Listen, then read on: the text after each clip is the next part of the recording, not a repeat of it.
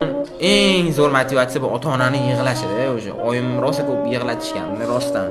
Oyimni tanishlari, boshqalar hozir yig'lagim kelib ketyapti. Bu emotsiyalarimni olmay chiqarib yubormay, chunki video qilaman-da, video qilaman onamga nima savob qilganimni o'shanda yig'lab berishim mumkin. Hozir ataylab yig'lamay turibman. Oyim rosa ko'p yig'latishganda, oyim kechasi bilan yig'lab chiqqanlari momentlari bo'lganda, o'g'lijonim PUBG o'ynama, unaqa, chunki u payt pul kelmasdi-da, PUBG'ni orqasidan. Realni faqat minusga kirardi-da. To'g'risi, onamni har kuni yig'latishgan. Tanishlari PUBG nima, u PUBG harom. Bu mana bitta gap, bu harom bo'ladi.